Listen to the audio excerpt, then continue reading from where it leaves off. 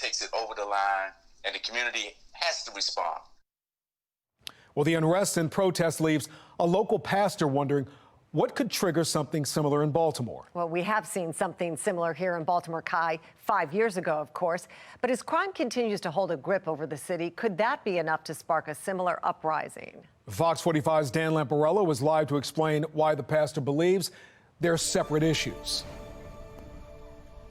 Well, Kai and Mary, the Reverend Hathaway says what's happening in Minnesota right now is incredibly tragic, but so is our city's crime problem. But he does say the root causes of both are extremely different. And he says the people who want to change out of both of them need to act differently as well. It's unfortunate that persons express their anger and frustration by carnage and burning and looting. Baltimore activist Reverend Al Hathaway says the uprising in Minneapolis may not trigger the change many want. It really sends the wrong message and takes from the issue of injustice that really prompt everything. The clash there, one of inequity. And while Hathaway says some will draw parallels between the incident in Minnesota and our crime crisis, they come from different root causes. When you think about police brutality, that's a trigger because it seems as if you are part of a victim of being oppressed, and everyone wants to resist oppression. He says the difference is seeing an alleged crime being committed by an authority figure might not spark the same outrage as a crime by your neighbor. People feel, I believe, that there's nothing that they can do.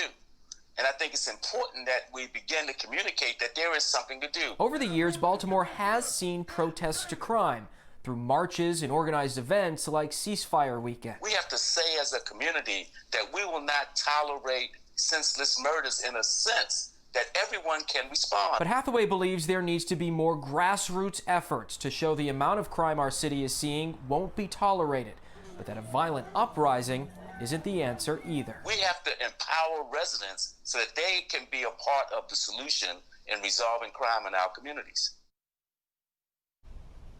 Now, some of the other grassroots organizations include Safe Streets, which works usually every week to promote events to help curb violence across our city.